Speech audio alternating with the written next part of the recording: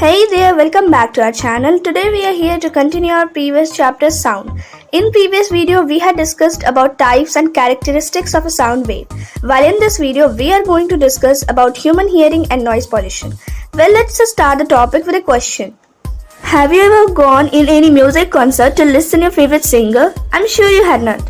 But still, if any of you have, then you would have seen that the singer uses a microphone to sing. Means she directed her voice towards the surface of microphone and started singing. But how does a microphone work? Here, when the singer uses the microphone, he or she sends sound waves to the surface of microphone. The microphone sensor vibrates accordingly and it produces electrical signals that go through a few devices before reaching a person. The speaker receives these electrical signals and vibrates accordingly to replicate the song. This mechanism is somewhat similar in human hearing. For the microphones to work properly, we need to direct and focus sound properly.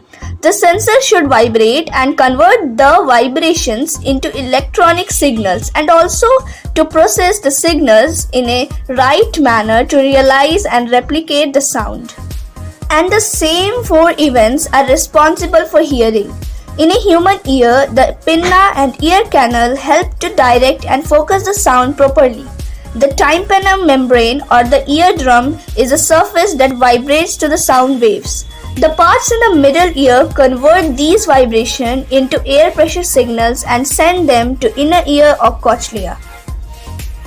The cochlea then converts these air pressure signals into the nerve impulses and then sends them to the brain to process it through the auditory nerve. And finally, the brain processes these nerve impulses to give us the sensation of sound. Although this is an excellent mechanism to hear sounds, the eardrum cannot vibrate at a frequency less than 20 Hz or even 20,000 Hz. This means we can't hear sound waves with a frequency above 20,000 Hz and below 20 Hz. Such sounds are called inaudible sounds for human. On contrary, the frequencies which we can hear lie between 20 Hz and 20,000 Hz. This is something we call audible range. This was all about how do we hear. But the next question is that how do we speak, like I'm doing right now. In a human throat, there is a small bump that is called the larynx or the voice box. The larynx has two vocal cords.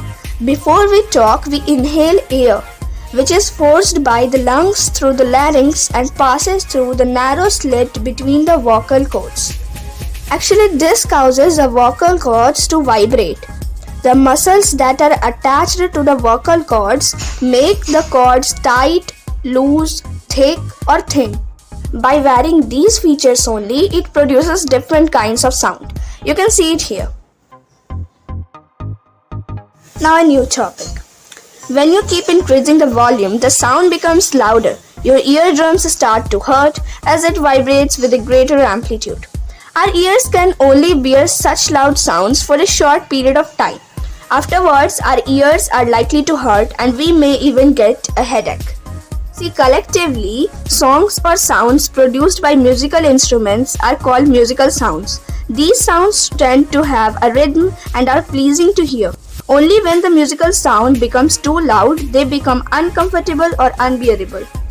This leads us to an important distinction. Means the difference between noise and music is that musical sounds are pleasant to hear while noise isn't. Musical sounds have a rhythm while noise tends to be random. Musical sounds become unpleasant only when they become too loud. On the other hand, noise is unpleasant at any loudness and is unwanted too. The presence of unwanted noise and sounds in an environment is called noise pollution. Just like other forms of pollution, noise pollution could cause hypertension, high stress level, sleep disturbance, among other health hazards. This also causes temporary or even permanent hearing loss, so it is necessary to be aware of noises and reduce noise pollution. The very first step is to measure how loud a sound is. For this we use a decibel scale. Now more to know. The minimum audible sound at 1 kHz frequency is reference level, which we use to compare loudness, and we term this as 0 decibel. When the noise is 10 times the reference level, then the sound level is 10 decibel. If the sound is 100 times this reference level, then it is 20 decibel. Likewise, sound level of 40 decibel is 10,000 times louder than the reference level, and so on. See, sounds that are softer than 80 decibel belong to the safe limit of hearing. If loudness goes over 80 decibel, permanent hearing loss begins to occur. The louder the sound, the faster hearing loss will happen. Well, that was all. I hope you understood everything and learned something new today. The next chapter that you want, just comment it down. And till then, thank you. Bye-bye.